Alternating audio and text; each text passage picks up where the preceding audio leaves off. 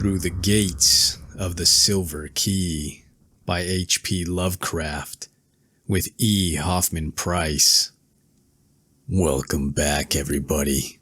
Forget everything that you think you know about life or knew. This story is a mind-twisting, mind-bending, and mind-exploding tale that will take you to the limits of your sanity. I want you to sit back, take a deep breath, and enjoy this tale. Part 1. In a vast room hung with strangely figured auras and carpeted with Bokhara rugs of impressive age and workmanship, 4 men were sitting around a document-strewn table. From the far corners, where odd tripods of wrought iron were now and then replenished by an incredibly aged Negro in somber livery, came the hypnotic fumes of a libidinum, while in a deep niche on one side there ticked a curious coffin-shaped clock whose dial bore baffling hieroglyphs and whose 4 hands did not move in consonance with any time system known on this planet. It was a singular and disturbing room, but well fitted to the business now at hand, for here, in the New Orleans home of this continent's greatest mystic, mathematician, and Orientalist, there was being settled at last the estate of scarcely less great mystic, scholar, author, and dreamer who had vanished from the face of the earth 4 years before. Randolph Carter, who had all his life sought to escape from the tedium and limitations of waking reality in the beckoning vistas of dreams and fabled avenues of other dimensions, disappeared from the sight of man on the 7th of October, 1928. At the age of 54, his career had been a strange and lonely one, and there were those who inferred from his curious novels many episodes more bizarre than any in his recorded history. His association with Harley Warren, the South Carolina mystic who studies in the primal Nakal language of the Himalayan priests, had led to such outrageous conclusions, had been close. Indeed, it was he who, one mist mad, terrible night in an ancient graveyard, had seen Warren descend into a dank and nitrous vault, never to emerge. Carter lived in Boston, but it was from the wild, haunted hills behind hoary and witch-cursed Arkham that all his forebears had come. And it was amid those ancient, cryptically brooding hills that he had ultimately vanished. His old servant Parks, who died early in 1930, had spoken of the strangely aromatic and hideously carven box he had found in the attic, and of the undecipherable parchments and queerly figured silver key which that box had contained, matters of which Carter had also written to others. Carter, he said, had told him that this key had come down from his ancestors, and that it would help him to unlock the gate to his lost boyhood and to strange dimensions and fantastic realms which he had hitherto visited only in vague, brief, and elusive dreams. The one day Carter took the box and its contents and rode away in his car, never to return. Later on, people found the car at the side of an old, grass-grown road in the hills behind crumbling Arkham, the hills where Carter's forebears had once dwelt, and where the ruined cellar of the great Carter homestead still gaped to the sky. It was in a grove of tall elms nearby that another of the Carters had mysteriously vanished in 1781, and not far away was the half-rotted cottage where Goody Fowler, the witch, had brewed her ominous potions still earlier.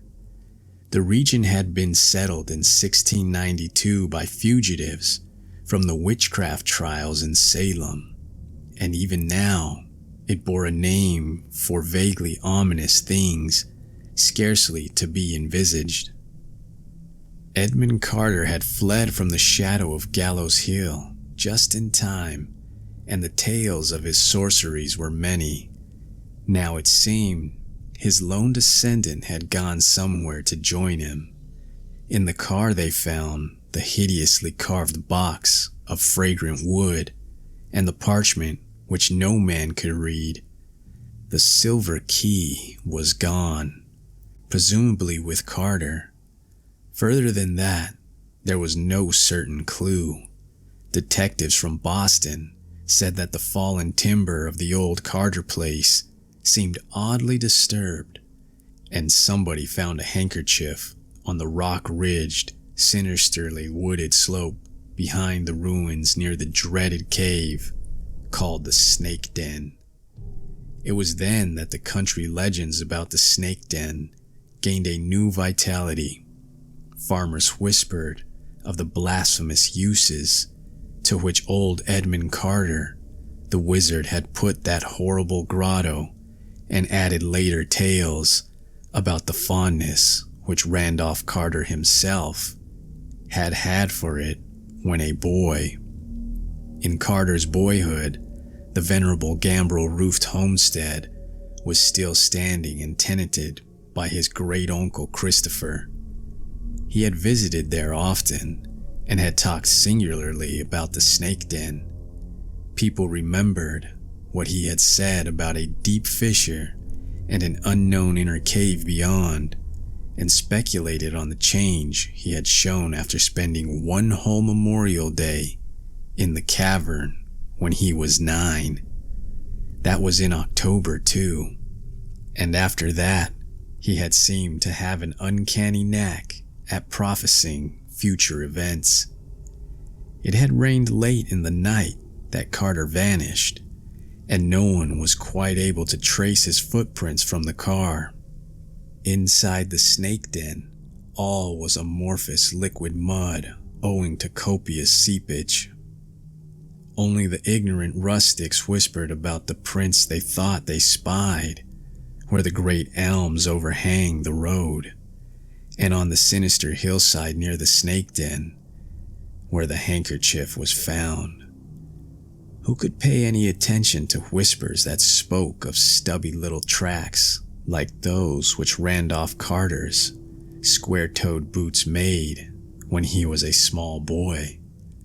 It was as crazy a notion as that other whisper, that the tracks of old Benaiah Corey's peculiar heel-less boots had met the stubby little tracks in the road. Old Benaiah had been the Carters' hired man when Randolph was young, but he had died 30 years ago. It must have been these whispers, plus Carter's own statement to Parks and others, that the queerly arabesque silver key would help him unlock the gate of his lost boyhood, which caused a number of mystical students to declare that the missing man had actually doubled back on the trail of time and returned through 45 years to that other October day in 1883, when he had stayed in the Snake Den as a small boy. When he came out that night, they argued he had somehow made the whole trip to 1928 and back, for did he not thereafter know of things which were to happen later? And yet, he had never spoken of anything to happen after 1928. One student, an elderly eccentric of Providence, Rhode Island, who had enjoyed a long and close correspondence with Carter, had a still more elaborate theory, and believed that Carter had not only returned to boyhood, but achieved a further liberation, roving at will through the prismatic vistas of boyhood dream.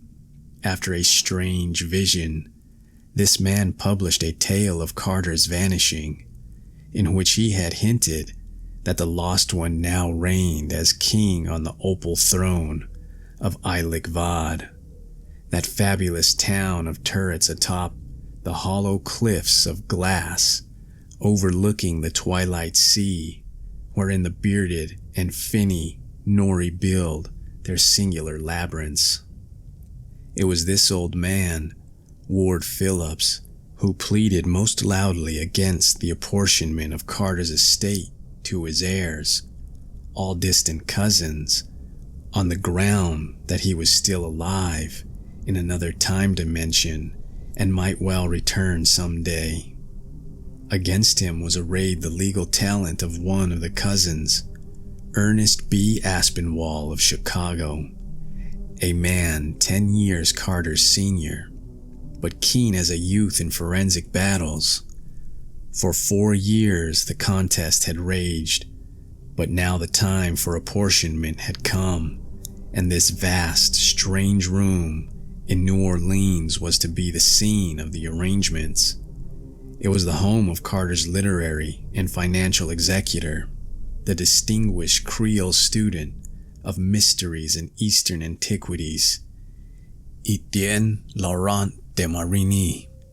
Carter had met de Marigny during the war, when they both served in the French Foreign Legion, and had at once cleaved to him because of their similar tastes and outlook.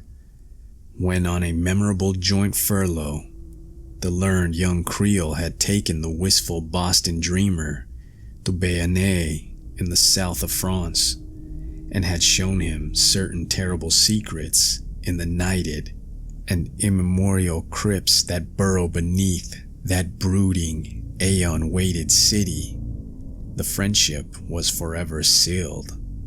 Carter's will had named de Marigny as executor, and now that vivid scholar was reluctantly presiding over the settlement of the estate.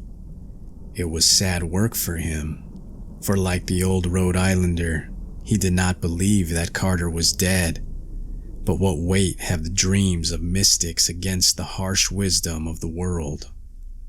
Around the table in that strange room in the old French quarter sat the men who claimed an interest in the proceedings. There had been the usual legal advertisements of the conference, in papers wherever Carter heirs were thought to live, yet only 4 now sat listening to the abnormal ticking of that coffin-shaped clock, which told no earthly time, and to the bubbling of the courtyard fountain beyond half-curtained, fan-lighted windows.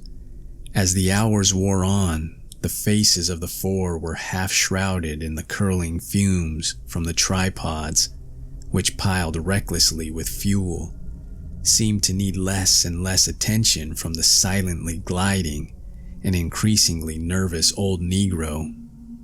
There was Etienne de Marigny himself, slim, dark, handsome, mustached, and still young. Aspinwall, representing the heirs, was white-haired, apoplectic-faced, side-whiskered, and portly. Phillips, the Providence mystic, was lean, gray, long-nosed, clean-shaven, and stoop-shouldered. The 4th man was non-committal in age, lean, and with a dark, bearded, singularly immobile face of very regular contour, bound with the turban of a high-caste Brahmin, and having night-black, burning, almost irisless eyes which seemed to gaze out from a vast distance behind the features. He had announced himself as the Swami Chandraputra, an adept from Benares with important information to give, and both de Marigny and Phillips, who had corresponded with him, had been quick to recognize the genuineness of his mystical pretensions. His speech had an oddly forced hollow, metallic quality, as if the use of English taxed his vocal apparatus. Yet his language was as easy correct and idiomatic as any native Anglo-Saxons. In general attire, he was the normal European civilian, but his loose clothes sat peculiarly badly on him, while his bushy black beard, Eastern turban, and large white mittens gave him an air of exotic eccentricity. Demarini fingered the parchment found in Carter's car, was speaking. "No, I have not been able to make anything of the parchment. Mr. Phillips here also gives up. Colonel Churchward declares it is not Nakal, and it looks nothing at all like the hieroglyphs on the Easter Island wooden club. The carvings on that books, though, do strongly suggest Easter Island images. The nearest thing I can recall to these parchment characters. Notice how all the letters seem to hang down from horizontal word bars. Is the writing in a book, for Ali Warren once had. It came from India with Carter, and I were visiting him in 1919, and he never would tell us anything about it. Said it would be better if we didn't know, and hinted that it might have come originally from some place other than Earth. He took it with him in December when he went down into the vault in that old graveyard, but neither he nor the book ever come back to the surface again. Some time ago, I sent our friend there, the Swami Chandraputra, a memory sketch of some of those letters, and also a photostatic copy of the Carter parchment. He believes he may be able to shed light on them after certain references and consultations. But the key, Carter sent me a photograph of that. Its curious arabesques were not letters, but seem to have belonged to the same culture tradition as the hieroglyphs on the parchment. Carter always spoke of being on the point of solving the mystery, though he never gave details. Once he grew almost poetic about the old business. That antique silver key, he said, would unlock the successive doors that bar our free march down the mighty corridors of space and time to the very border, which no man has crossed since Shaddad, with his terrific genius built and concealed in the sands of Arabia, Petraea, and prodigious domes and uncounted minarets of thousand-pillared haram. Half-starved dervishes, wrote Carter, and thirst-crazed nomads have returned to tell of that monumental portal and of the urn that is sculpted above the keystone in the arch. But no man has passed and returned to say that his footprints on the garnet-strewn sands within bear witness to his visit. The key, is surmised, was that for which the Cyclopean sculpted hand vainly grasps. Why Carter didn't take the parchment as well as the key, we cannot say. Perhaps he forgot it, and perhaps he forbore to take it through recollection of one who had taken a book of like characters into a vault and never returned. Or perhaps it was really immaterial to what he wished to do. As Demarini paused, old Mr. Phillips spoke in a harsh, shrill voice. We can know of Randolph Carter's wandering only what we dream. I have been to many strange places in dreams, and have heard many strange and significant things in Ulthar, beyond the river sky. It does not appear that the parchment was needed, for certainly Carter re-entered the world of his boyhood dreams, and is now a king in Eilik Vad. Mr. Aspinwall grew doubly apoplectic looking as he sputtered. Can't somebody shut that old fool up? We've had enough of these moonings. The problem is to divide the property, and it's about time we got to it. For the first time, Swami Chandraputra spoke in his queerly alien voice.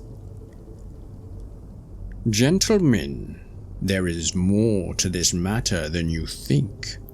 Mr. Aspinwall does not do well to laugh at the evidence of dreams. Mr. Philip has taken an incomplete view, perhaps because he has not dreamed enough. I myself have done much dreaming. We in India have always done that, just as all the Carters seem to have done it. You, Mr. Aspinwall, as a maternal cousin, are naturally not a Carter.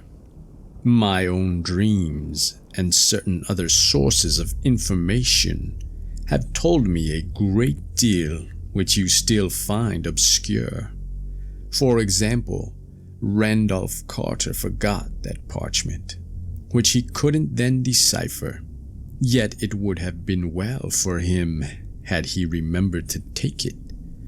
You see, I have really learned pretty much what happened to Carter after he left his car with the silver key at sunset on that 7th of October, 4 years ago. Aspinwall audibly sneered, but the others sat up with heightened interest. The smoke from the tripods increased, and the crazy ticking of that coffin-shaped clock seemed to fall into bizarre patterns, like the dots and dashes of some alien and insoluble telegraph message from outer space.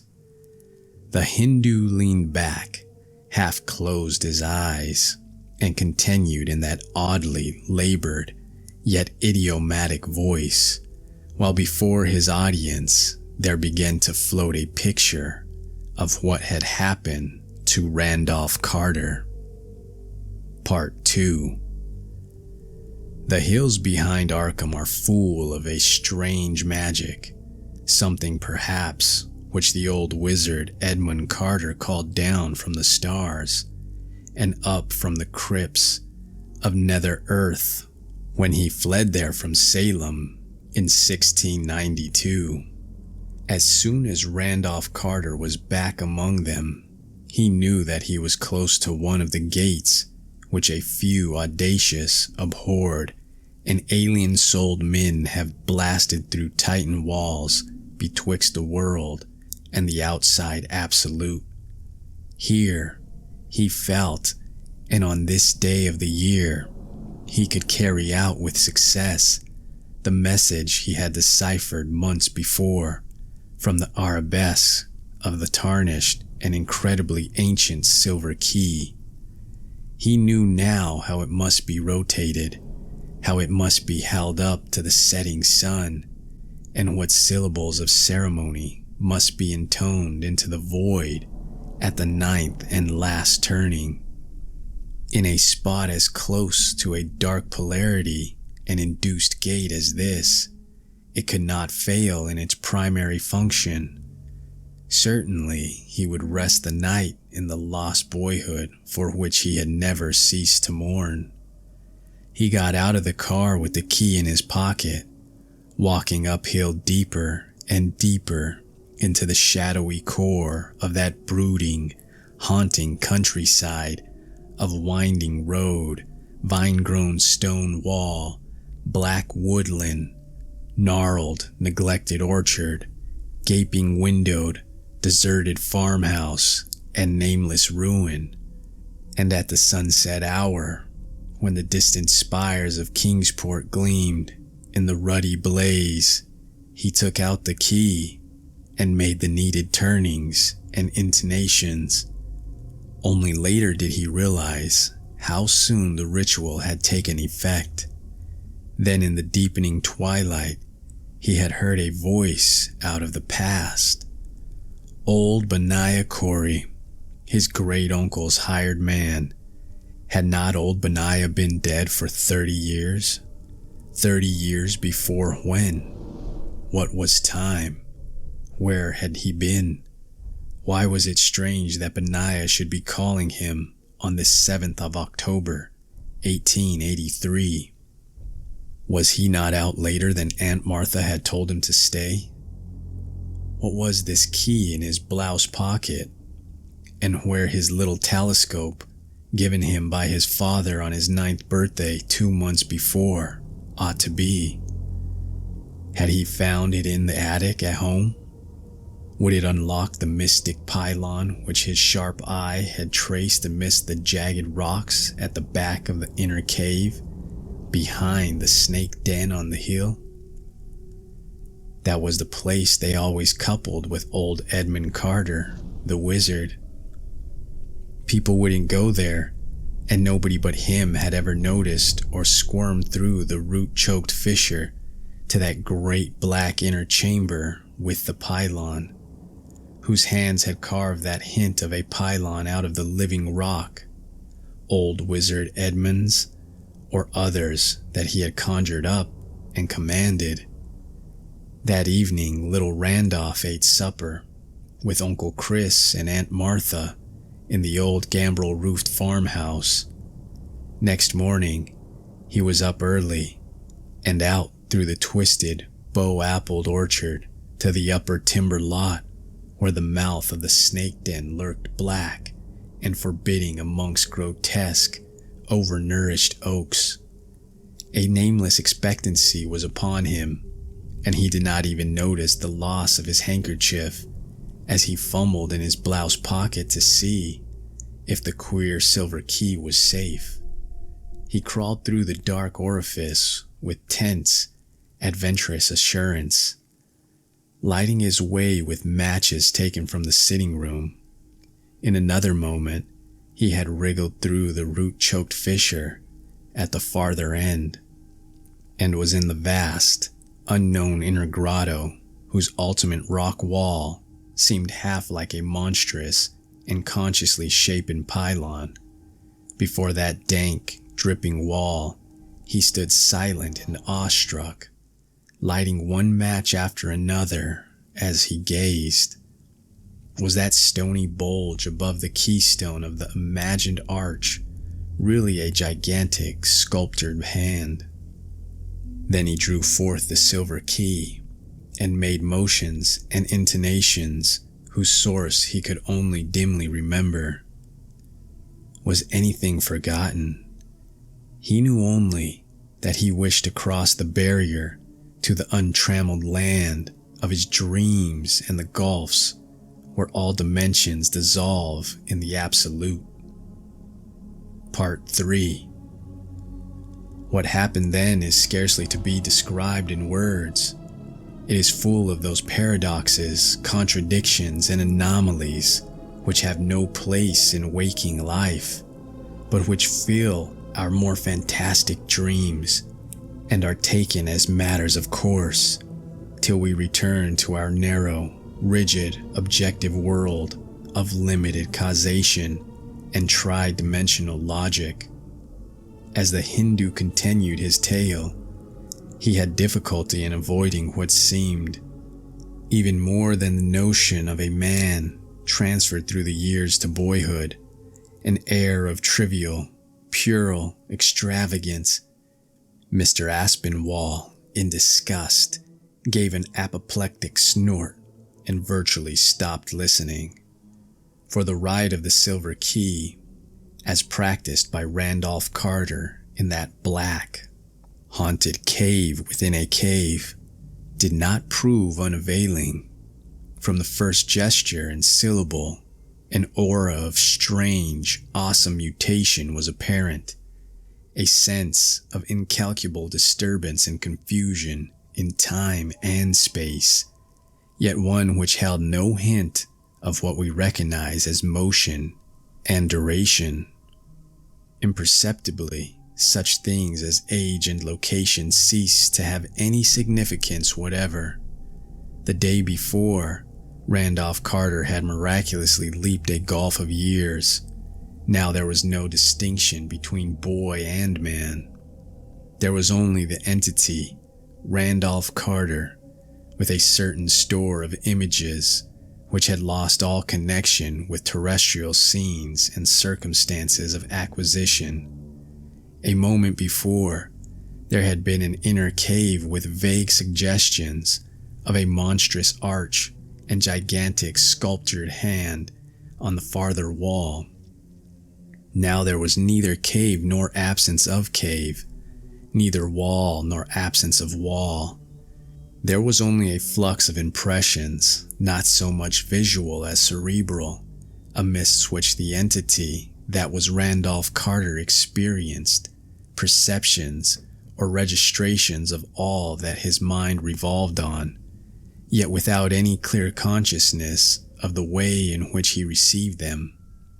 By the time the rite was over, Carter knew that he was in no region whose place could be told by Earth's geographers, and in no age whose date history could fix, for the nature of what was happening was not wholly unfamiliar to him.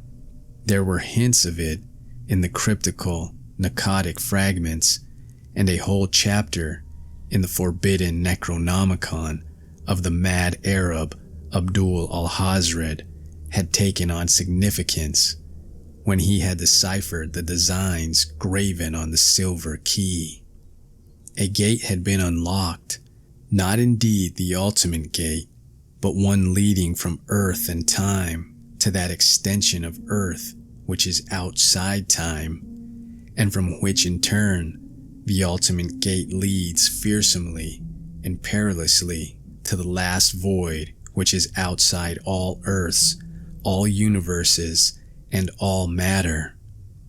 There would be a guide, and a very terrible one, a guide who had been an entity of Earth millions of years before, when man was undreamed of, and when forgotten shapes moved on a steaming planet, building strange cities among whose last crumbling ruins the earliest mammals were to play.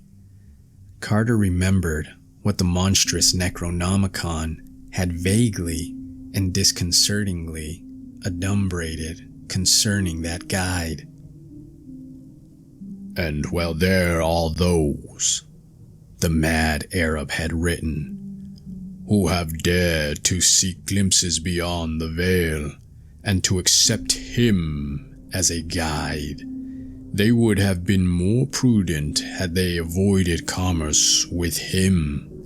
For it is written in the book of Thoth how terrific is the price of a single glimpse. Nor may those who pass ever return, for in the vastnesses transcending our world are shapes of darkness that seize and bind. The affair that shambleth about in the night, and the evil that defieth the elder's sign, the herd that stand watch at the secret portal each tomb is known to have, and that thrive on that which groweth out of the tenants within all these blacknesses, are lesser than he who guardeth the gateway, he who will guide the rash one beyond all the worlds into the abyss of unnameable devourers, for he is Tawil, the most ancient one, which the scribe rendereth as the prolonged of life. Memory and imagination shape dim half-pictures with uncertain outlines amidst the seething chaos, but Carter knew that they were of memory and imagination only. Yet he felt that it was not chance which built these things in his consciousness, but rather some vast reality, ineffable and undimensioned, which surrounded him and strove to translate itself into the only symbols he was capable of grasping, for no mind of earth may grasp the extensions of shape which interweave in the oblique gulfs outside time and the dimensions we know. There floated before Carter a cloudy pageantry of shapes and scenes which he somehow linked with Earth's primal, aeon-forgotten past. Monstrous living things moved deliberately through vistas of fantastic handiwork that no sane dream ever held, and landscapes bore incredible vegetation, and cliffs and mountains, and masonry of no human pattern. There were cities under the sea, and denizens thereof, and towers in great deserts where globes and cylinders and nameless winged entities shot off into space or hurtled down out of space. And this Carter grasped, though the images bore no fixed relation to one another or to him. He himself had no stable form or position, but only such shifting hints of form and position as his whirling fancy supplied.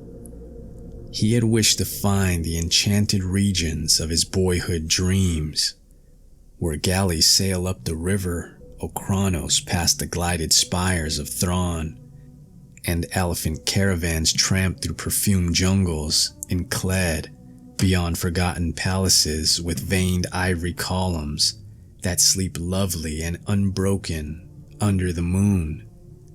Now intoxicated with wider visions, he scarcely knew what he sought. Thoughts of infinite and blasphemous daring rose in his mind, and he knew he would face the dreaded guide without fear, asking monstrous and terrible things of him. All at once, the pageant of impressions seemed to achieve a vague kind of stabilization. There were great masses of towering stone, carven into alien and incomprehensible designs and disposed according to the laws of some unknown, inverse geometry.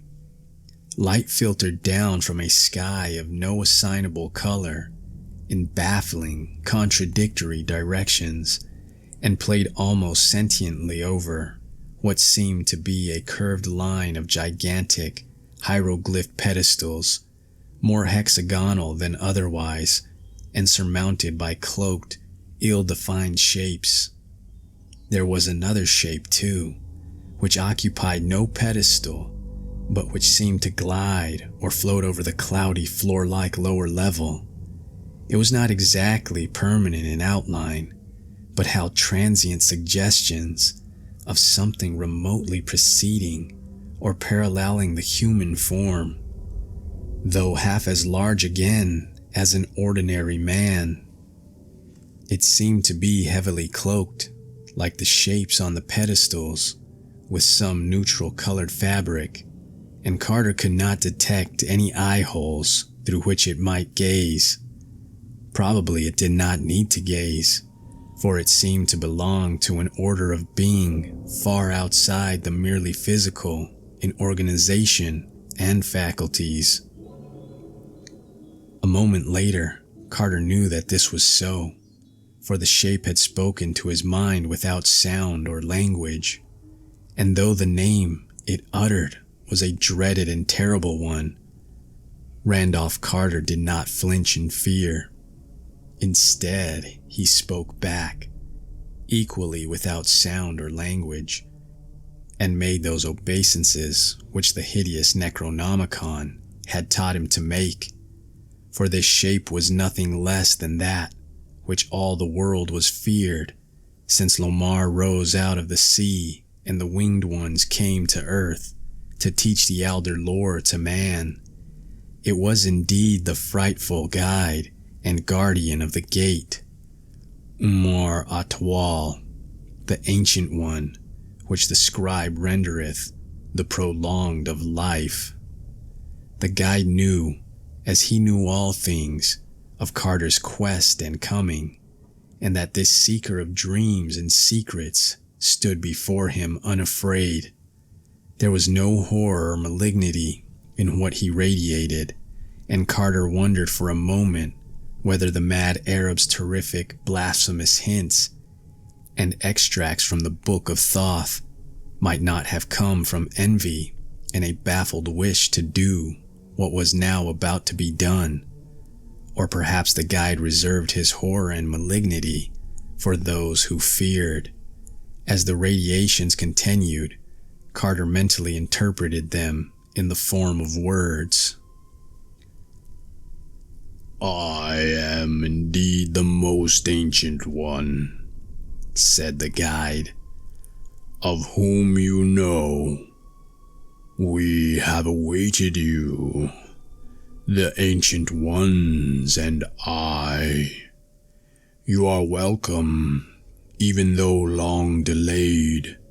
You have the key and have unlocked the first gate.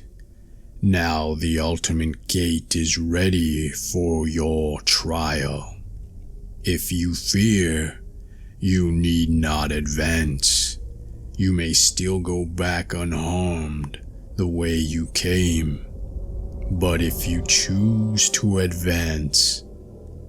The pause was ominous, but the radiations continued to be friendly. Carter hesitated not a moment, for a burning curiosity drove him on. "I will advance," he radiated back, "and I accept you as my guide." At this reply, the guide seemed to make a sign by certain motions of his robe, which may or may not have involved the lifting of an arm or some homologous member.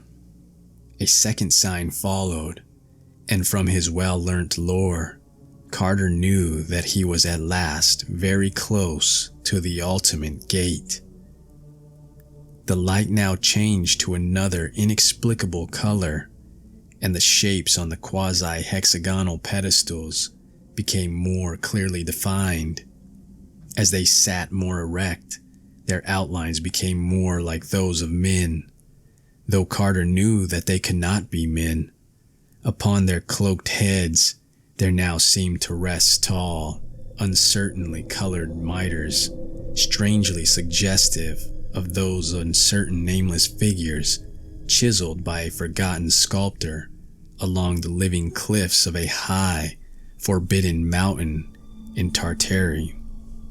While grasped in certain folds of their swathings were long scepters, whose carven heads bodied forth a grotesque and archaic mystery.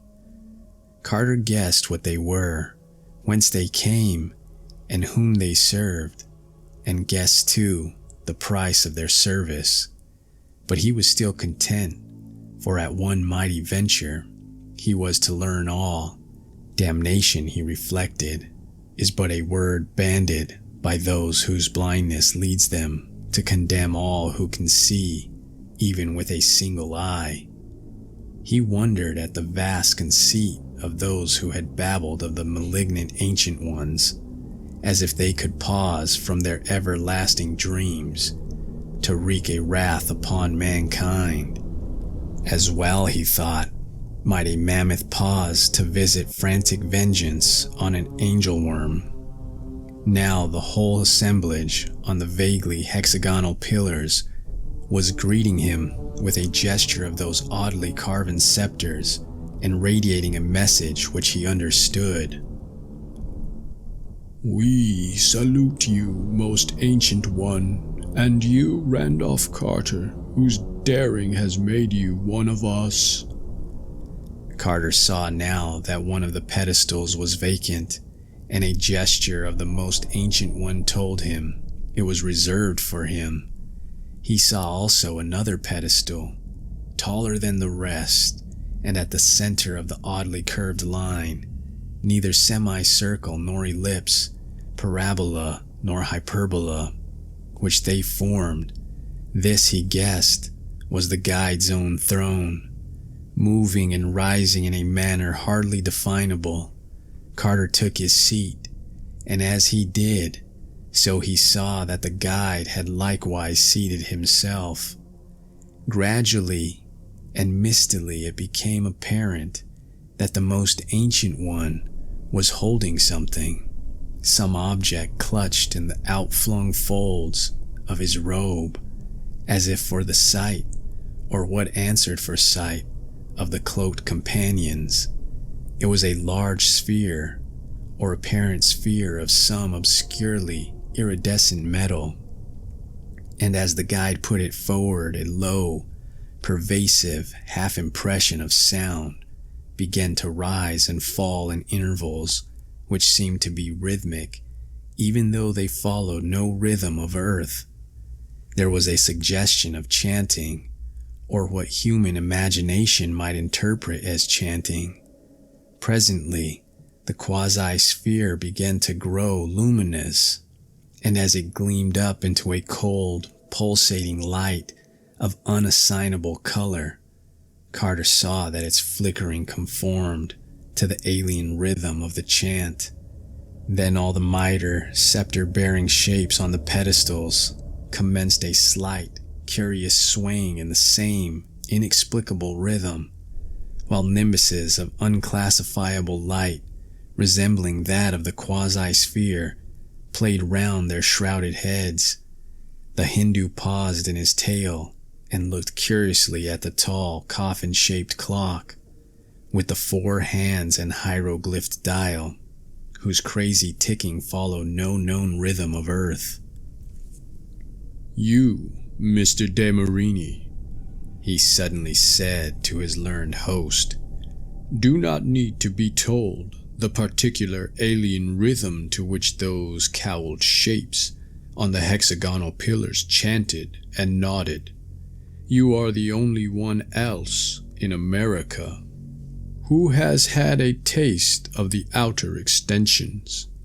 That clock, I suppose it was sent to you by the yogi poor Harley Warren used to talk about, the seer who said that he alone of living men had been to Yeon Ho, the hidden legacy of sinister, aeon-old Lang, and had borne certain things away from that dreadful and forbidden city. I wonder how many of its subtler properties you know. If my dreams and readings be correct, it was made by those who knew much of the first gateway. But let me go on with my tale." At last, continued the Swami, the swaying and the suggestion of chanting ceased. The lambent nimbuses around the now drooping and motionless heads faded away, while the cloaked shapes slumped curiously on their pedestals. The quasi-sphere, however, continued to pulsate with inexplicable light. Carter felt that the ancient ones were sleeping, as they had been when he first saw them, and he wondered out of what cosmic dreams his coming had wakened them. Slowly, there filtered into his mind the truth that this strange chanting ritual had been one of instruction, and that the companions had been chanted by the most ancient one into a new and peculiar kind of sleep, in order that their dreams might open the ultimate gate to which the silver key was a passport. He knew that in the profundity of his deep sleep, they were contemplating unplumbed vastnesses of utter and absolute outsideness, with which the earth had nothing to do, and that they were to accomplish that which his presence had demanded. The guide did not share his sleep, but seemed still to be giving instructions in some subtle, soundless way. Evidently, he was implanting images of those things which he wished the companions to dream, and Carter knew that as each of the ancient ones pictured the prescribed thought, there would be born the nucleus of a manifestation visible to his own earthly eyes. When the dreams of all the shapes had achieved a oneness, that manifestation would occur, and everything he required be materialized through concentration. He had seen such things on earth, In India, where the combined projected will of a circle of adepts can make a thought take tangible substance, and in hoary Atlanot, of which few men dare speak. Just what the ultimate gate was, and how it was to be passed, Carter could not be certain, but a feeling of tense expectancy surged over him. He was conscious of having a kind of body, and of holding the fateful silver key in his hand. The masses of towering stone opposite him seemed to possess the evenness of a wall, toward the center of which his eyes were irresistibly drawn, and then suddenly he felt the mental currents of the most ancient one cease to flow forth. For the first time, Carter realized how terrific utter silence, mental and physical, may be. The earlier moment had never failed to contain some perceptible rhythm, if only the faint, cryptical pulse of the Earth's dimensional extension. But now the hush of the abyss seemed to fall upon everything. Despite his imitations of body, he had no audible breath, and the glow of Umrat Tawil's quasi-sphere had grown petrifiedly fixed and unpulsating. A potent nimbus, brighter than those which had played around the heads of the shapes, blazed frozenly over the shrouded skull of the terrible guide. A dizziness assailed Carter, and his sense of lost orientation waxed 1,000-fold. The strange light seemed to hold the quality of the most impenetrable blacknesses heaped upon blacknesses, while about the ancient ones, so close on their pseudo-hexagonal thrones, there hovered an air of the most stupefying remoteness. Then he felt himself wafted into immeasurable depths, with waves of perfumed warmth lapping against his face. It was as if he floated in a torrid, rose-tinctured sea, a sea of drugged wine whose waves broke foaming against shores of brazen fire. A great fear clutched him as he half saw that vast expanse of surging sea, lapping against its far-off coast. But the moment of silence was broken.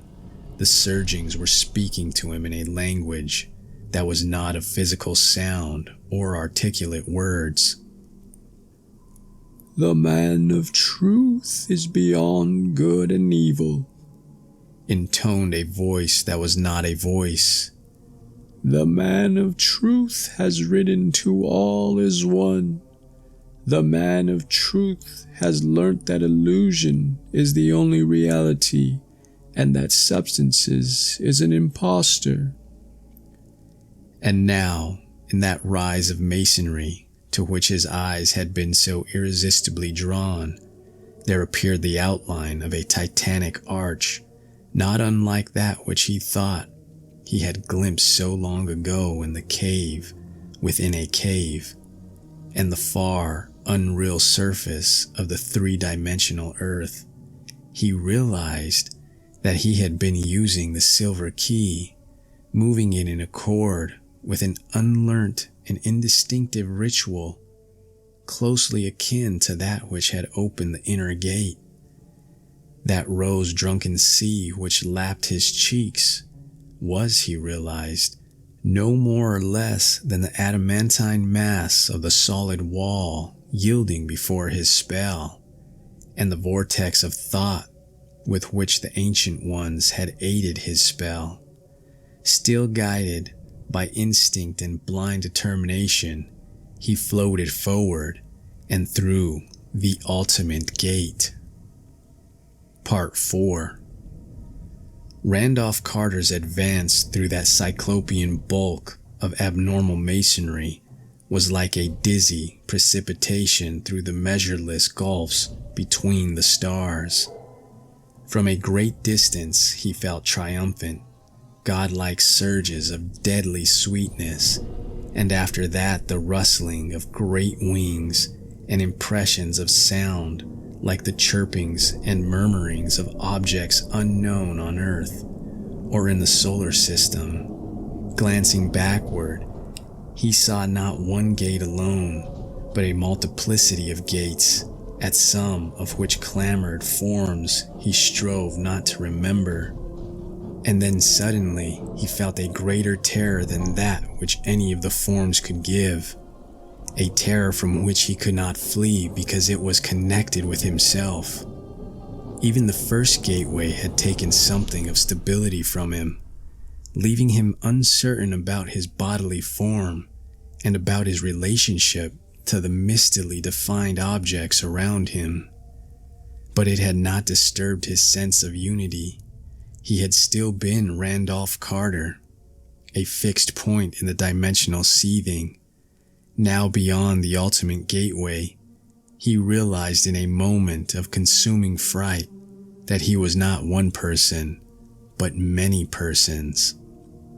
He was in many places at the same time. On Earth, on October 7, 1883, a little boy named Randolph Carter was leaving the snake den in the hushed evening light and running down the rocky slope and through the twisted bowed orchard toward his Uncle Christopher's house in the hills beyond Arkham.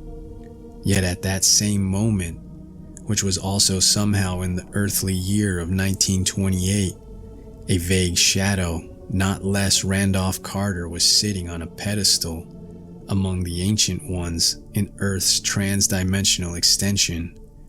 Here too was a third Randolph Carter, in the unknown and formless cosmic abyss beyond the ultimate gate, and elsewhere, in a chaos of scenes whose infinite multiplicity and monstrous diversity brought him close to the brink of madness, where a limitless confusion of beings which he knew were as much himself as the local manifestation now beyond the ultimate gate.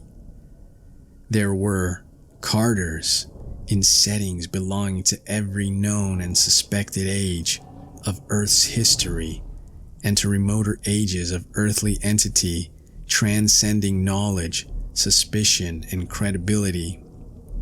Carters of forms both human and non-human, vertebrate and invertebrate, conscious and mindless, animal and vegetable, and more. There were Carters having nothing in common with earthly life, but moving outrageously amidst backgrounds of other planets and systems and galaxies and cosmic continua. Spores of eternal life drifting from world to world, universe to universe, yet all equally himself. Some of the glimpses recalled dreams, both faint and vivid, single and persistent, which he had through the long years since he first began to dream, and a few possessed a haunting, fascinating, and almost horrible familiarity which no earthly logic could explain. Faced with this realization, Randolph Carter reeled in the clutch of supreme horror, horror such as had not been hinted even at the climax of that hideous night when two had ventured into an ancient and abhorred necropolis under a waning moon and only one had emerged. No death, no doom, no anguish can arouse the surpassing despair which flows from a loss of identity. Merging with nothingness is peaceful oblivion, but to be aware of existence and yet to know that one is no longer a definite being distinguished from other beings, that one no longer has a self, that is the nameless summit of agony and dread. He knew that there had been a Randolph Carter of Boston, yet cannot be sure whether he, the fragment or facet of an earthly entity beyond the ultimate gate, had been that one or some other. His self had been annihilated, and yet he, if indeed there could, in view of that utter nullity of individual existence, be such a thing as he, was equally aware of being in some inconceivable way a legion of selves. It was as though his body had been suddenly transformed into one of those many-limbed and many-headed effigies sculptured in Indian temples, and he contemplated the aggregation in a bewildered attempt to discern which was the original and which the additions. If indeed, supremely monstrous thought, there were any original as distinguished from other embodiments, then in the midst of these devastating reflections, Carter's Beyond the Gate fragment was hurled from what seemed the nadir of horror to black, clutching pits of a horror still more profound. This time it was largely external, a force or personality which at once confronted and surrounded and pervaded him, and which in addition to its local presence seemed also to be a part of himself, and likewise to be coexistent with all time and coterminous with all space. There was no visual image, yet the sense of entity and the awful concept of combined localism, identity, and infinity lent a paralyzing terror beyond anything which any Carter fragment had hitherto deemed capable of existing. In the face of that awful wonder, the quasi-Carter forgot the horror of destroyed individuality. It was an all-in-one and one-in-all of limitless being and self, not merely a thing of one space-time continuum, but allied to the ultimate, animating essence of existence's whole unbounded sweep, the last utter sweep, which has no confines and which outreaches fancy and mathematics alike. It was perhaps that which certain secret cults of Earth had whispered of as Yog-Sothoth, and which has been a deity under other names, that which the crustaceans of Yuggoth worship as the Beyond One, and which the vaporous brains of the spiral nebulae know by an untranslatable sign. Yet in a flash the Carter Facet realized how slight and fractional all these conceptions are, and now the being was addressing the Carter Facet in prodigious waves that smote and burned and thundered, a concentration of energy that blasted its recipient with well-nigh unendurable violence, and that followed, with certain definite variations, the singular unearthly rhythm which had marked the chanting and swaying of the ancient ones and the flickering of the monstrous lights in that baffling region beyond the first gate. It was as though suns and worlds and universes had converged upon one point whose very position in space they had conspired to annihilate with an impact of restless fury. But amidst the greater terror, one lesser terror was diminished, for the searing waves appeared somehow to isolate the Beyond the Gate Carter from his infinity of duplicates, to restore, as it were, a certain amount of the illusion of identity. After a time, the hearer began to translate the waves into speech forms known to him, and his sense of horror and oppression waned. Fright became pure awe, and what had seemed blasphemously abnormal seemed now only ineffably majestic. "Ranulph Carter," it seemed to say, "my manifestations on your planet's extension, the Ancient Ones have sent you as one who would lately have returned to small lands of dream which he had lost, yet who with greater freedom has risen to greater and nobler desires and curiosities. You wish to sail up golden Ochronos to search out forgotten ivory cities in orchid heavy clad, and to reign on the opal throne of Eilik Vard, whose fabulous towers and numberless domes rise mighty towards a single red star in a firmament alien to your earth and to all matter. Now, with the passing of 2 gates, you wish loftier things. You would not flee like a child from a scene disliked to a dream beloved, but would plunge like a man into the last and inmost of secrets which lies behind all scenes and dreams.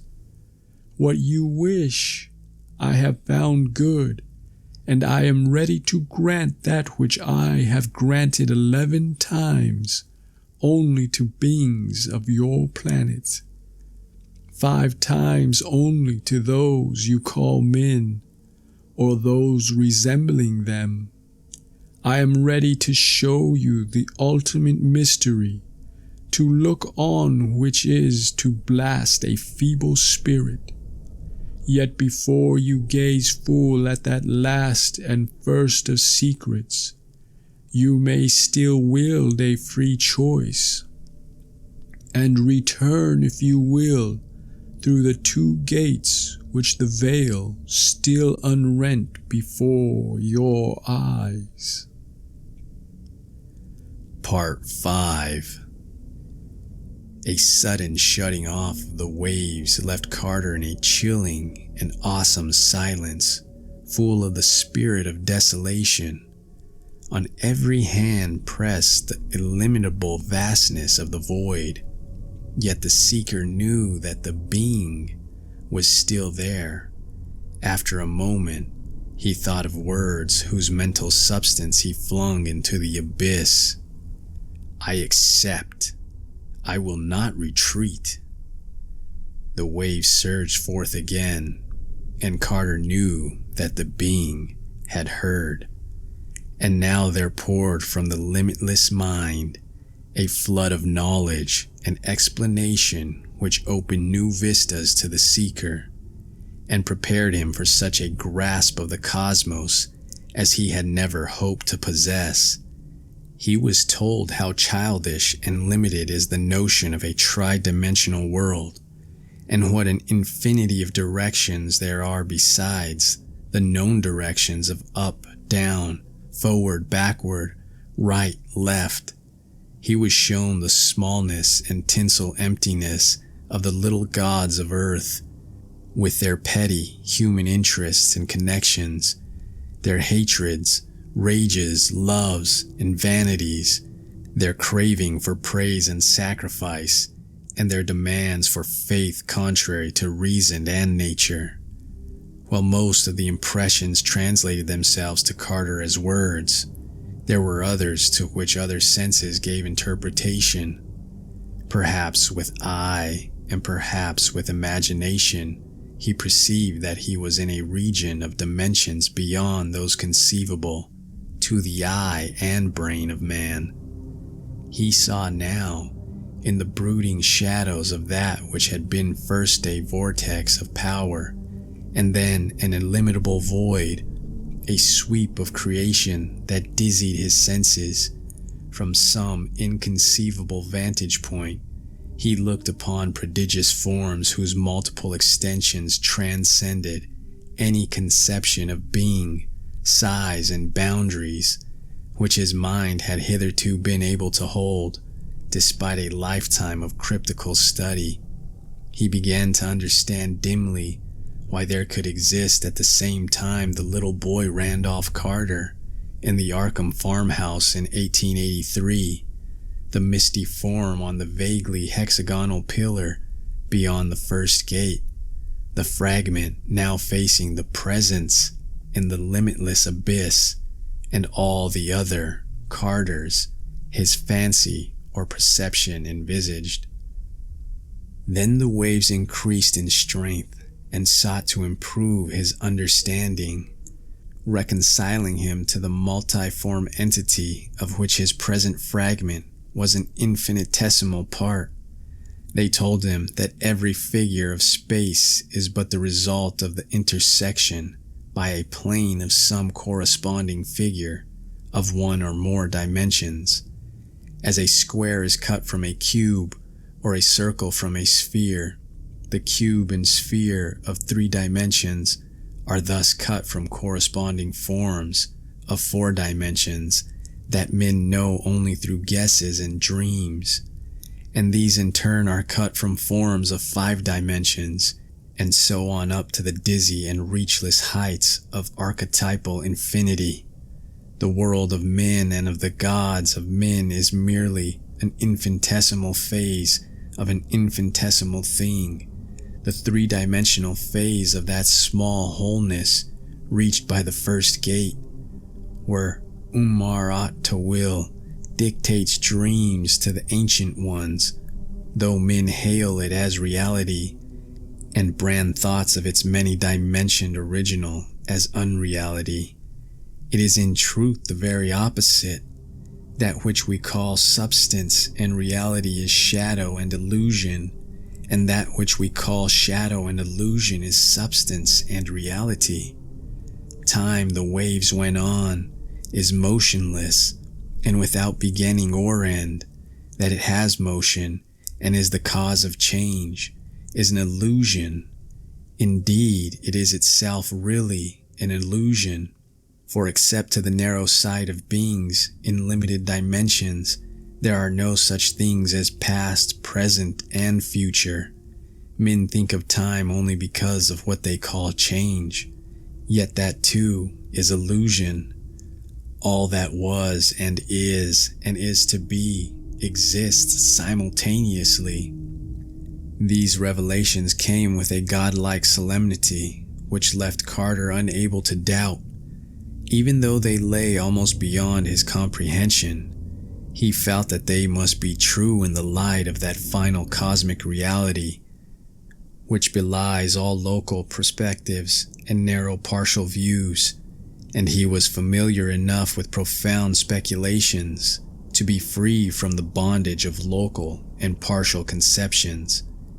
Had this whole quest not been based upon a faith in the unreality of the local and partial?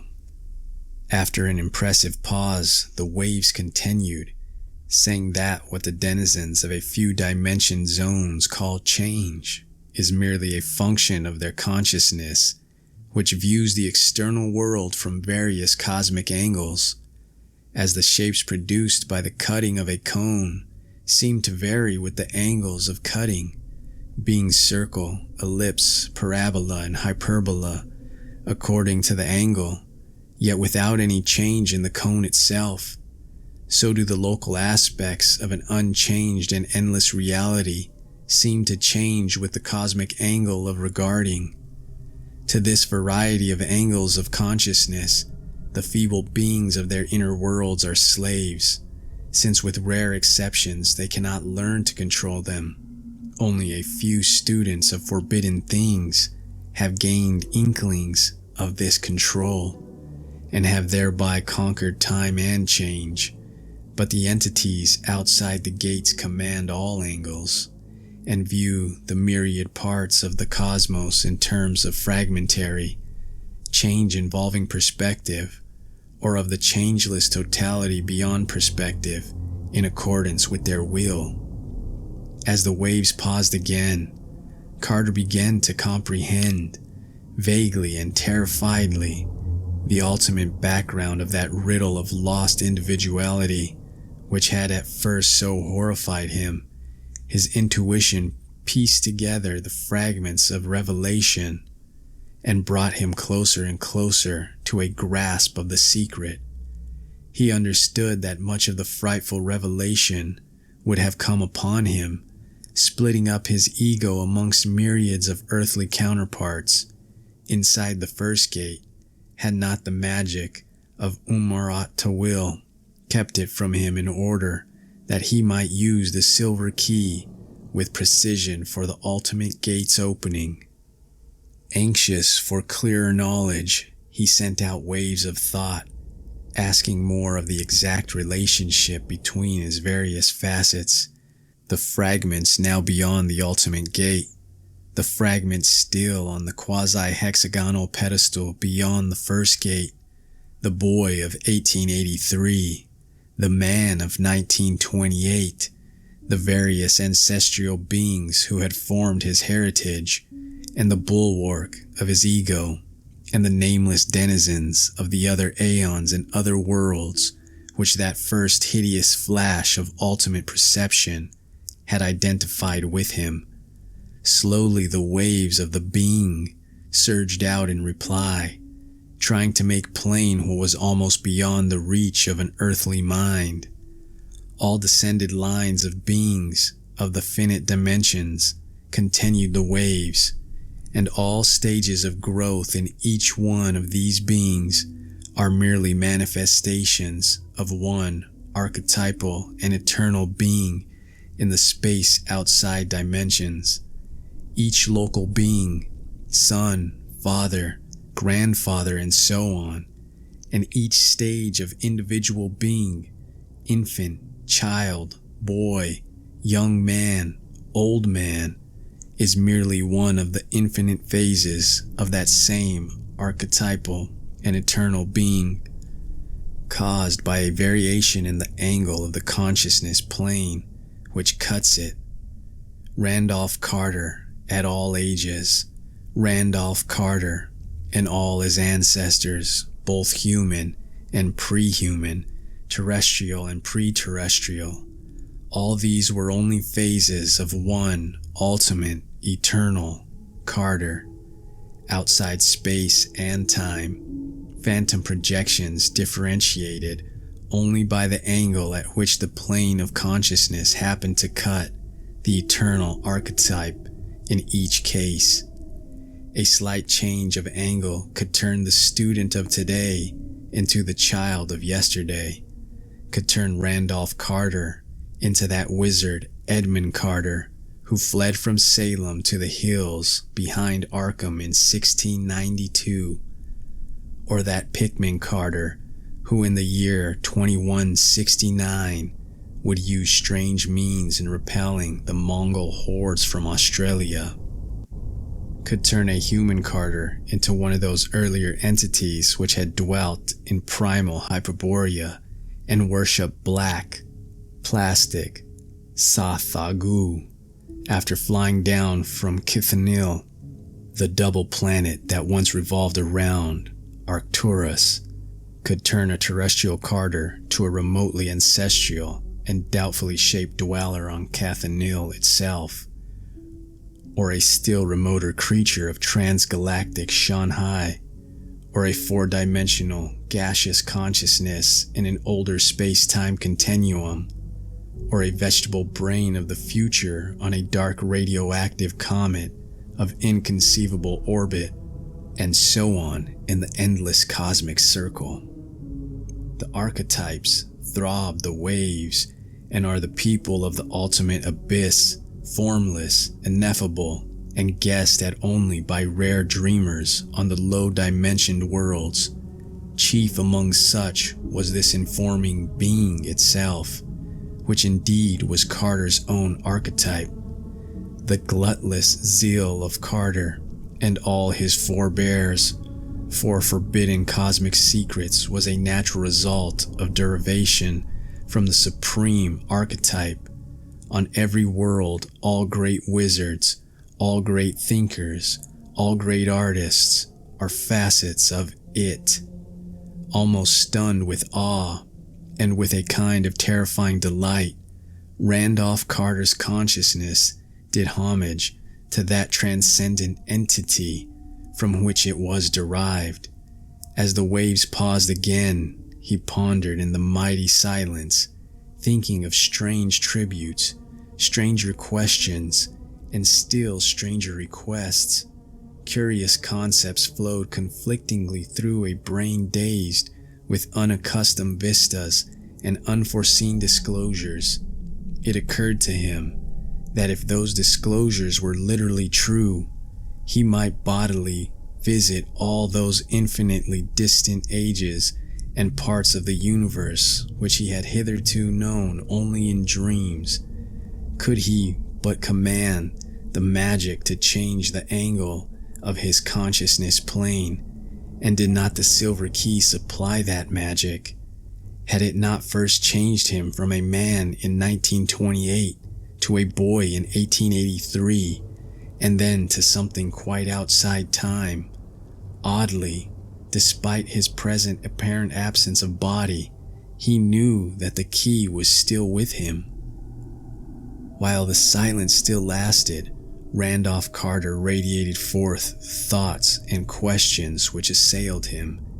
He knew that in this ultimate abyss, he was equidistant from every facet of his archetype, human or non-human, earthly or extra-earthly, galactic or transgalactic, and his curiosity regarding the other phases of his being, especially those phases which were farthest from an earthly 1928 in time and space, or which had most persistently haunted his dreams throughout life, was at a fever heat.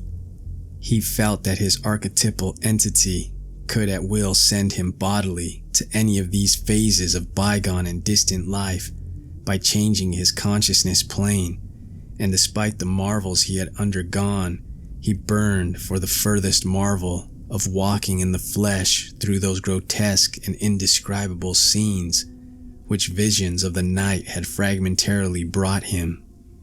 Without definite intention, he was asking the presence for access to a dim, fantastic world whose 5 multicolored suns, alien constellations, dizzy black crags, clawed, taper-snouted denizens, bizarre metal towers, unexplained tunnels, and cryptical floating cylinders had intruded again and again upon his slumbers. That world, he felt vaguely, was in all the conceivable cosmos, the one most freely in touch with others, and he longed to explore the vistas whose beginnings he had glimpsed, and to embark through space to those still remoter worlds with which the clawed, snouted denizens trafficked. There was no time for fear, as at all crises of his strange life, sheer cosmic curiosity triumphed over everything else. When the waves resumed their awesome pulsing, Carter knew that his terrible request was granted. The being was telling him of the nighted gulfs through which he would have to pass, the unknown quintuple star in an unsuspected galaxy around which the alien world revolved, and of the burrowing inner horrors against which the clawed, snouted race of that world perpetually fought. It told him of how the angle of his personal conscious plane and the angle of his consciousness plane regarding the space-time elements of the sought-for world would have to be tilted simultaneously in order to restore to that world the Carter facet which had dwelt there. The presence warned him to be sure of his symbols if he wished ever to return from the remote and alien world he had chosen, and he radiated back an impatient affirmation, confident that the silver key which he felt was with him, and which he knew had tilted both world and personal planes in throwing him back to 1883, contained those symbols which were meant, and now the being, grasping his impatience, signified its readiness to accomplish the monstrous precipitation. The waves abruptly ceased, and there supervened a momentary stillness, tense with nameless and dreadful expectancy. Then, without warning, came a whirring and drumming that swelled to a terrific thundering. Once again, Carter felt himself the focal point of an intense concentration of energy, which smote and hammered and seared unbearably in the now familiar alien rhythm of outer space, and which he could not classify as either the blasting heat of a blazing star or the all-petrifying cold of the ultimate abyss. Bands and rays of color utterly foreign to any spectrum of our universe played and wove and interlaced before him, and he was conscious of a frightful velocity of motion.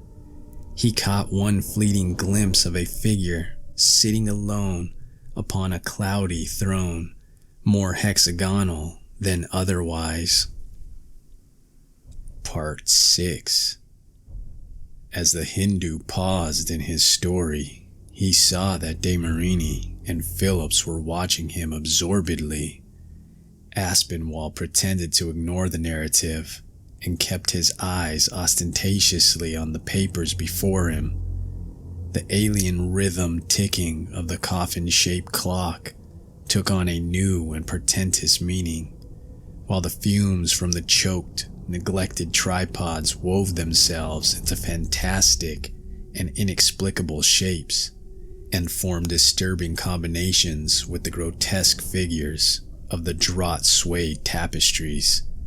The old Negro who had tended them was gone. Perhaps some growing tension had frightened him out of the house. An almost apologetic hesitancy hampered the speaker as he resumed in his oddly labored yet idiomatic voice. "You have found these things of the abyss hard to believe," he said, "but you will find the tangible and material things ahead still harder. That is the way of our minds. Marvels are doubly incredible when brought into 3 dimensions from the vague regions of possible dream. I shall not try to tell you much. That would be another and very different story. I will tell only what you absolutely have to know." Carter, after that final vortex of alien and polychromatic rhythm, had found himself in what for a moment he thought was his old insistent dream. He was as many a night before, walking amidst throngs of clawed, snouted beings through the streets of a labyrinth of inexplicably fashioned metal under a blaze of diverse solar color. And as he looked down, he saw that his body was like those of the others, rugose, partly squamous, and curiously articulated in a fashion mainly insect-like, yet not without a caricaturish resemblance to the human outline. The silver key was still in his grasp, though held by a noxious-looking claw. In another moment the dream sense vanished, and he felt rather as one just awaked from a dream. The ultimate abyss, the being, an entity of absurd, outlandish race called Randolph Carter. On a world of the future not yet born, some of these things were part of the persistent, recurrent dreams of the wizard Zakumba on the planet Yadith. They were too persistent. They interfered with his duties in weaving spells to keep the frightful bulls in their burrows, and became mixed up with his recollections of the myriad real worlds he had visited in his light beam envelope. And now they had become quasi-real as never before. This heavy, material silver key in his right upper claw, exact image of one he had dreamt about, meant no good. He must rest and reflect, and consult the tablets of Ning for advice on what to do. Climbing a metal wall in a lane off the main concourse, he entered his apartment and approached the rack of tablets. 7-day fractions later, Zakuba squatted on his prism in awe and half despair, for the truth had opened up a new and conflicting set of memories. Never more could he know the peace of being one entity. For all time and space, he was two. Zakumba the wizard of Yadith, disgusted with the thought of the repellent earth mammal Carter, that he was to be and had been, and Randolph Carter of Boston on the earth, shivering with fright at the clawed, snouted thing which he had once been and had become again. The time units spent on Yadith, croaked with Swami, whose labored voice was beginning to show signs of fatigue, made a tale in themselves, which could not be related in brief compass. There were trips to Shanghai and Thura and Kath and other worlds in the 28 galaxies accessible to the light beam envelopes of the creatures of Yadith, and trips back and forth through aeons of time with the aid of the Silver Key and various other symbols known to Yadith's wizards. There were hideous struggles with the bleached, vicious bulls in the primal tunnels that honeycombed the planet. There were odd sessions in libraries amongst the massed lore of 10,000 worlds, living and dead. There were tense conferences with other minds of Yadith, including that of the arch-ancient Boo. Zakuba told no one of what had befallen his personality, but when the Randolph Carter facet was uppermost, he would study furiously every possible means of returning to the earth and to human form, and would desperately practice human speech with the buzzing, alien throat organs so ill-adapted to it. The Carter facet had soon learned with horror that the Silver Key was unable to effect his return to human form. It was, as he deduced, too late for things he remembered, things he dreamed, and things he inferred from the lore of Yadith.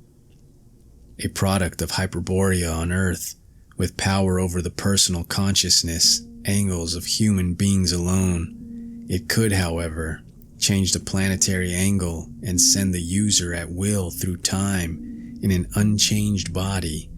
There had been an added spell which gave it limitless powers it otherwise lacked, but this too was a human discovery, peculiar to a spatially unreachable region, and not to be duplicated by the wizards of Yadith. It had been written on the undecipherable parchment in the hideously carven box with the Silver Key, and Carter bitterly lamented that he had left it behind. The now inaccessible being of the abyss had warned him to be sure of his symbols, and had doubtless thought he lacked nothing. As time wore on, he strove harder and harder to utilize the monstrous lore of Yadith in finding a way back to the abyss and the omnipotent entity. With his new knowledge, he could have done much toward reading the cryptic parchment, but that power, under present conditions, was merely ironic. There were times, however, when the Zakuba facet was uppermost, and when he strove to erase the conflicting Carter memories which troubled him. Thus long spaces of time wore on, ages longer than the brain of man could grasp, since the beings of Yadith die only after prolonged cycles. After many hundred revolutions, the Carter facet seemed to gain on the Zakuba facet, and would spend vast periods calculating the distance of Yadith in space and time from the human Earth that was to be. The figures were staggering, aeons of light years beyond counting, but the immemorial lore of Yadith fitted Carter to grasp such things. He cultivated the power of dreaming himself momentarily earthward, and learned many things about our planet that he had never known before. But he could not dream the needed formula on the missing parchment. Then at last he conceived a wild plan of escape from Yadith, which began when he found a drug that would keep his Zakuba facet always dormant, yet without dissolution of the knowledge and memories of Zakuba. He thought that his calculations would let him perform a voyage with a light wave envelope such as no being of Yadith had ever performed, a bodily voyage through nameless aeons and across incredible galactic reaches to the solar system and the Earth itself. Once on Earth, though in the body of a clawed, snouted thing, he might be able somehow to find and finish deciphering the strangely hieroglyphed parchment he had left in the car at Arkham, and with its aid and the keys, resume his normal terrestrial semblance. He was not blind to the perils of the attempt. He knew that when he had brought the planet angle to the right aeon, a thing impossible to do while hurtling through space. Yadith would be a dead world, dominated by triumphant bulls, and his escape in the light wave envelope would be a matter of grave doubt. Likewise was he aware of how he must achieve suspended animation in the manner of an adept to endure the aeon-long flight through fathomless abysses. He knew too that assuming his voyage succeeded, he must immunize himself to the bacterial and other earthly conditions hostile to a body from Yadith. Furthermore, he must provide a way of feigning human shape on Earth until he might recover and decipher the parchment and resume that shape in truth. Otherwise, he would probably be discovered and destroyed by the people in horror as a thing that should not be. And there must be some gold, luckily obtainable on Yadith, to tide him over that period of quest. Slowly Carter's plan went forward. He provided a light wave envelope of abnormal toughness, able to stand both the prodigious time transition and the exampled flight through space. He tested all his calculations and sent forth his earthward dream again and again, bringing them as close as possible to 1928. He practiced suspended animation with marvelous success.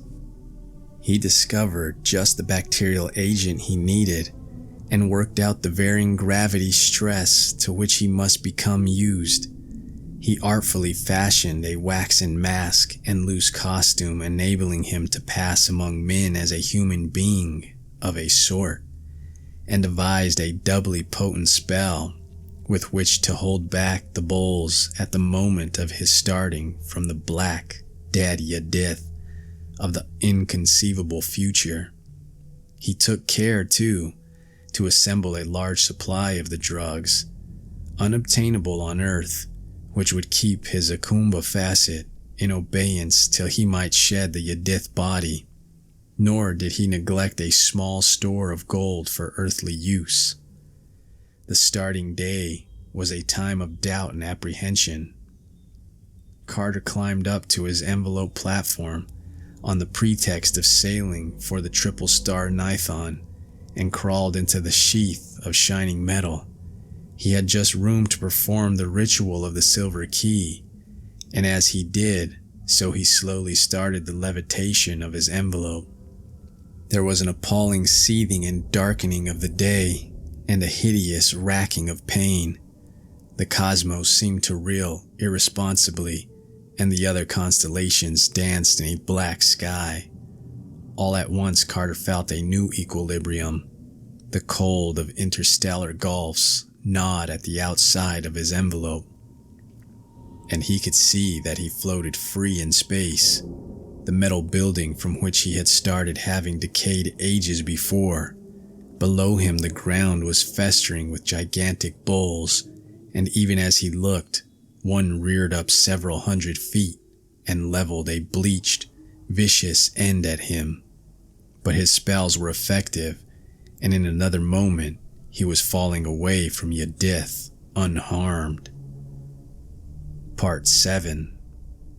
In that bizarre room in New Orleans, from which the old black servant had indistinctively fled, the odd voice of Swami Chandraputra grew hoarser still.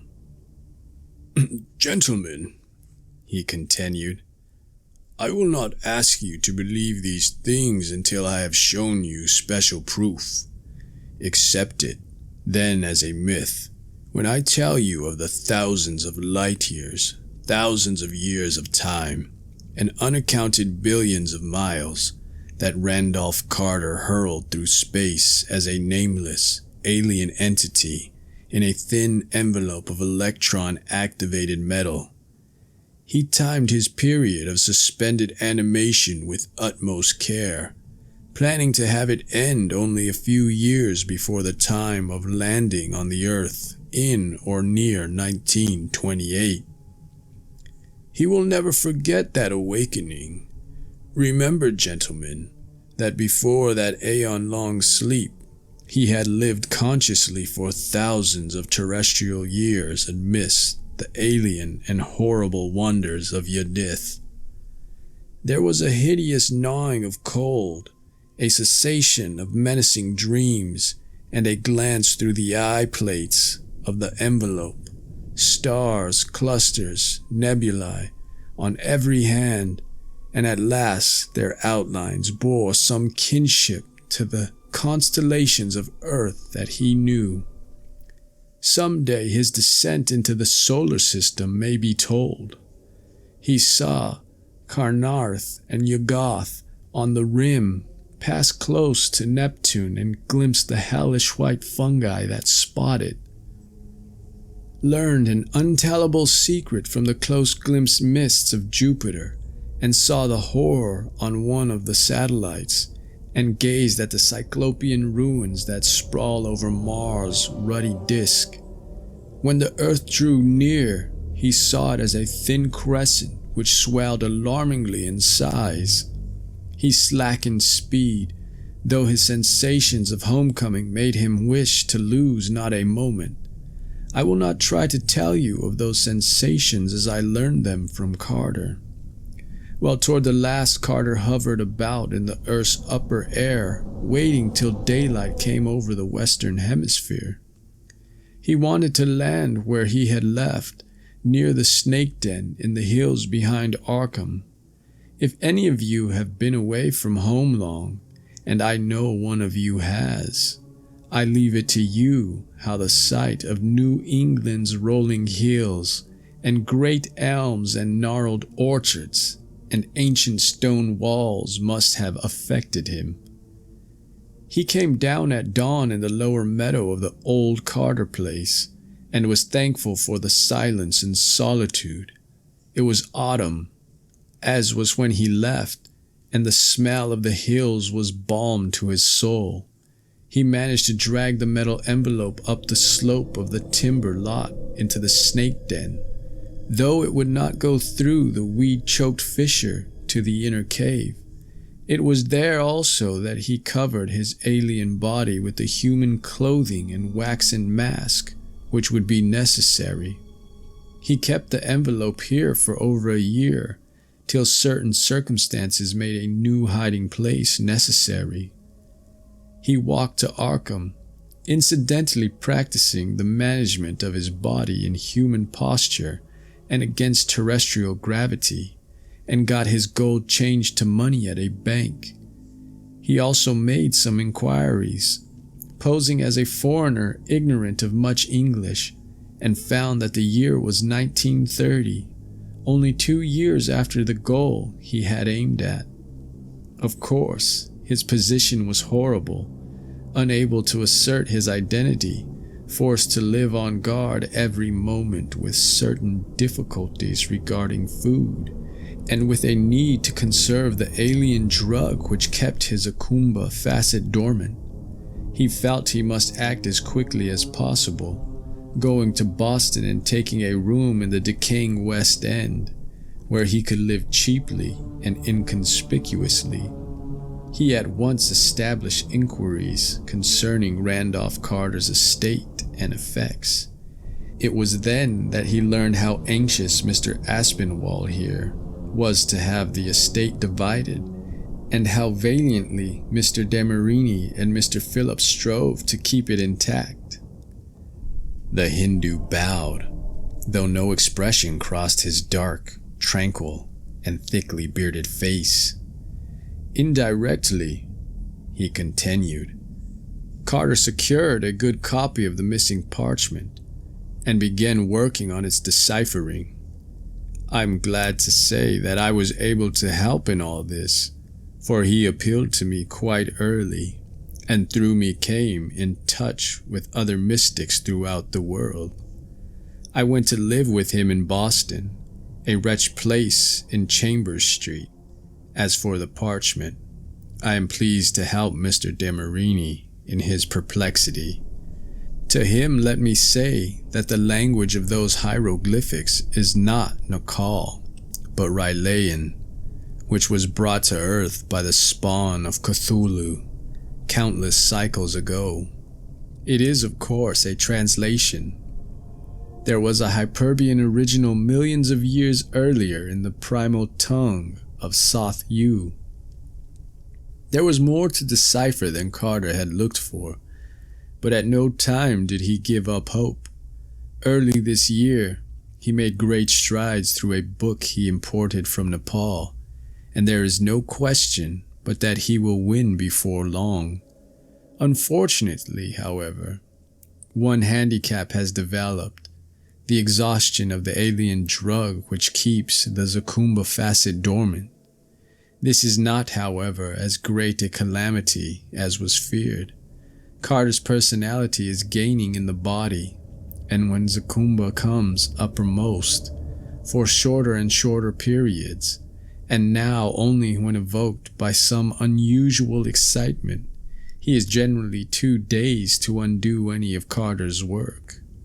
He cannot find the metal envelope that would take him back to Yadith, for although he almost did once, Carter hid it anew at a time when the Zakumba facet was wholly latent. All the harm he has done is to frighten a few people and create certain nightmare rumors among the Poles and Lithuanians of Boston's West End. So far, he has never injured the careful disguise prepared by the Carter facet, though he sometimes throws it off so that parts have to be replaced. I have seen what lies beneath, and it is not good to see. A month ago, Carter saw the advertisement of this meeting and knew that he must act quickly to save his estate. He could not wait to decipher the parchment and resume his human form. Consequently, he deputed me to act for him, and in the capacity I am here. Gentlemen, I say to you that Randolph Carter is not dead, that he is temporarily in an anomalous condition, but that within 2 or 3 months at the outside, he will be able to appear in proper form and demand the custody of his estate. I am prepared to offer proof if necessary. Therefore, I beg that you adjourn this meeting for an indefinite period. Part 8. Demarini and Phillips stared at the Hindu as if hypnotized, while Aspinwall emitted a series of snorts and bellows. The old attorney's disgust had now surged into open rage, and he pounded the table with an apoplectically veined fist. When he spoke, it was kind of a bark. How long is this foolery gonna be borne? I've listened an hour to this madman, this faker, and now he has the damned effrontery to say that Randolph Carter is alive, to ask us to postpone the settlement for no good reason. Why don't you throw this scoundrel out, Demarini? Do you mean to make us all the butts of charlatan or idiot? Demarini quietly raised his hand and spoke softly. Let us think slowly and clearly. This has been a very singular tale, and there are things in it which I, as a mystic not altogether ignorant, recognize as far from impossible. Furthermore, since 1930, I have received letters from the Swami which tally his account. As he paused, old Mr. Phillips ventured a word. Swami Chandraputra spoke of proofs. I too recognize much that is significant in this story, and I have myself had many oddly corroborative letters from the Swami during the last 2 years, but some of these statements are very extreme. Is there not something tangible which can be shown? At last, the impassive-faced Swami replied, slowly and hoarsely, and drawing an object from the pocket of his loose coat as he spoke. Well, none of you here has ever seen the silver key itself, messieurs. Demarini and Phillips have seen photographs of it. Does this look familiar to you? He fumblingly laid on the table, with his large white mittened hand, a heavy key of tarnished silver, nearly 5 inches long, of unknown and utterly exotic workmanship, and covered from end to end with hieroglyphs of the most bizarre description. Demarini and Phillips gasped. "That's it," cried Marini. "The camera doesn't lie. I couldn't be mistaken." But Aspinwall had already launched a reply. Fools! What does it prove? If that's really the key that belonged to my cousin, it's up to this foreigner, this damn nigger, to explain how he got it. Randolph Carter vanished with the key 4 years ago. How do we know he wasn't robbed and murdered? He was half crazy himself and in touch with still crazier people. Look here, you nigger. Where did you get that key? Did you kill Randolph Carter? The Swami's features, abnormally placid, did not change, but the remote, irisless black eyes behind them blazed dangerously. He spoke with great difficulty. "Please, control yourself, Mr. Aspinwall. There's another form of proof that I could give, but its effect upon everybody would not be pleasant. Let us be reasonable. Here are some papers obviously written since 1930 in the unmistakable style of Randolph Carter." He clumsily drew a long envelope from inside his loose coat and handed it to the sputtering attorney as Demarini and Phillips watched with chaotic thoughts and a dawning feeling of supernatural wonder. "Of course the handwriting is almost illegible, but remember that Randolph Carter now has no hands, well adapted to forming human script." Aspinwall looked through the papers hurriedly and was visibly perplexed, but he did not change his demeanor. The room was tense with excitement and nameless dread, and the alien rhythm of the coffin-shaped clock had an utterly diabolic sound to the Demarini and Phillips. Though the lawyer seemed affected not at all, Aspinwall spoke again. These look like clever forgeries. If they aren't, they may mean that Randolph Carter has been brought under the control of people with no good purpose. There's only one thing to do. Have this faker arrested. Demarini, will you telephone for the police? "Let us wait," answered their host. "I do not think this case calls for the police. I have a certain idea, Mr. Aspinwall. This gentleman is a mystic of real attainments.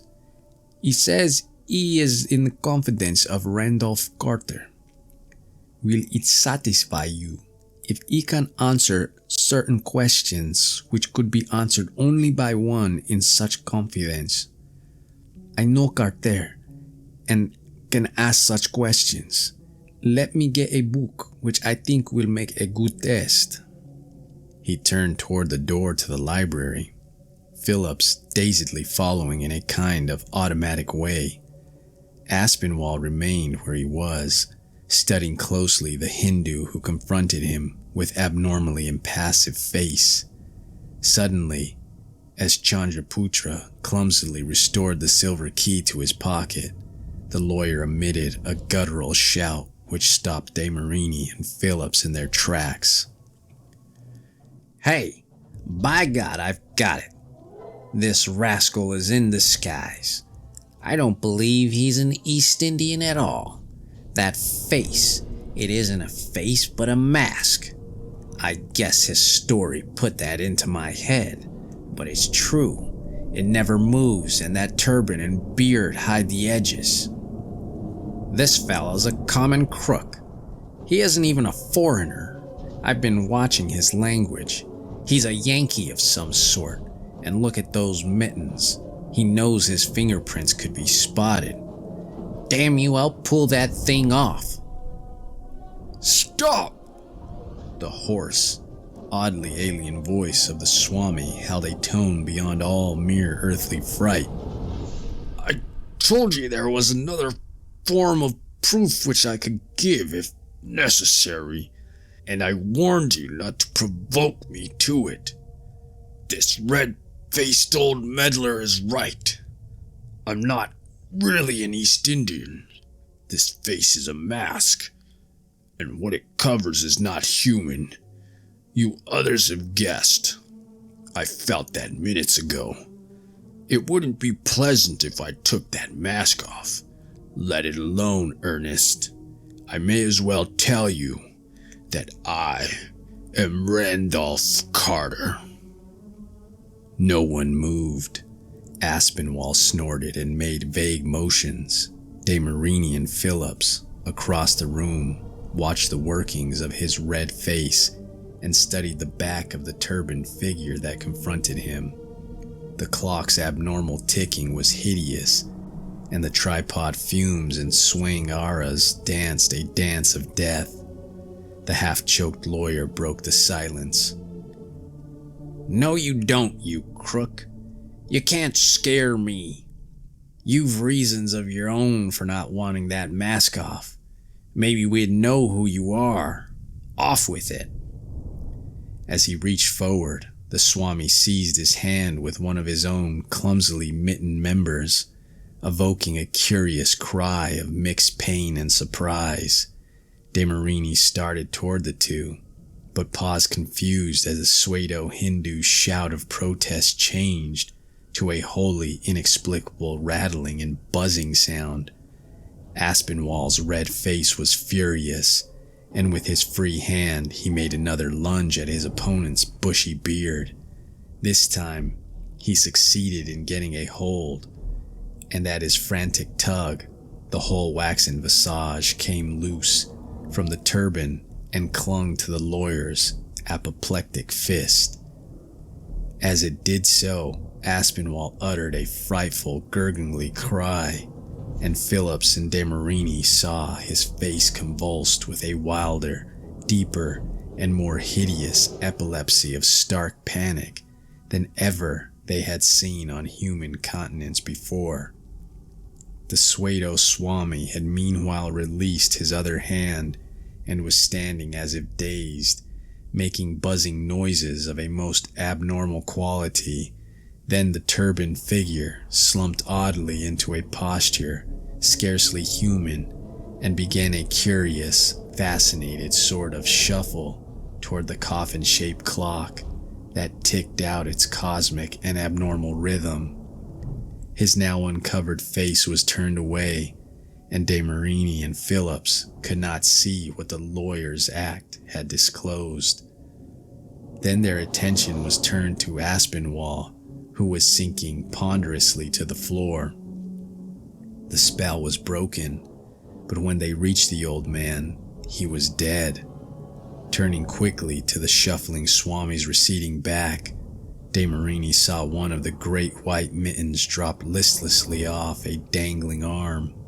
The fumes of the olibanum were thick, and all that could be glimpsed of the reveled hand was something long and black. Before the Creole could reach the retreating figure, old Mr. Phillips laid a restraining hand on his shoulder. "Don't," he whispered. "We don't know what we're up against.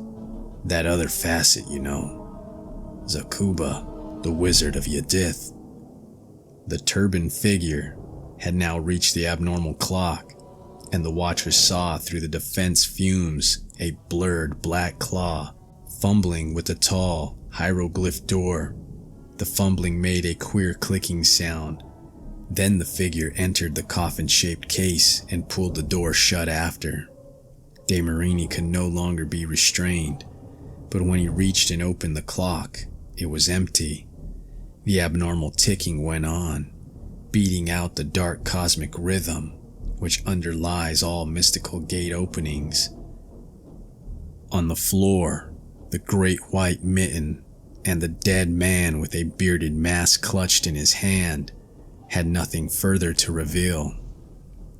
A year has passed, and nothing has been heard of Randolph Carter. His estate is still unsettled. The Boston address, from which one Swami Chandraputra sent inquiries to various mystics in 1930 to 31 to 32, was indeed tenanted by a strange Hindu, but he left shortly before the date of the New Orleans conference and has never been seen since.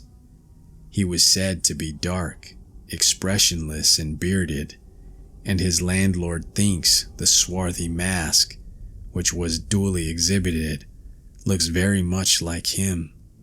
He was never, however, suspected of any connection with the nightmare apparitions whispered of by local Slavs. The hills behind Arkham were searched for the metal envelope, but nothing of the sort was ever found. However, a clerk in Arkham's First National Bank does recall a queer turbaned man who cashed an odd bit of gold bullion in October 1930. De Marini and Phillips scarcely know what to make of the business. After all, what was proved? There was a story. There was a key which might have been forged from one of the pictures Carter had freely distributed in 1928. There were papers, all indecisive. There was a masked stranger, but who now living saw behind the mask? Amidst the strain and the olibanum fumes, that act of vanishing in the clock might easily have been a dull hallucination. Hindus know much of hypnotism. Reason proclaims the Swami a criminal with designs on Randolph Carter's estate. But the autopsy said that Aspinwall had died of shock. Was it rage alone which caused it? And something in that story. In a vast room hung with strangely figured auras and filled with olibanum fumes, Etienne Laurent Desmarines often sits listening with vague sensations to the abnormal rhythm of that hieroglyphed, coffin-shaped clock.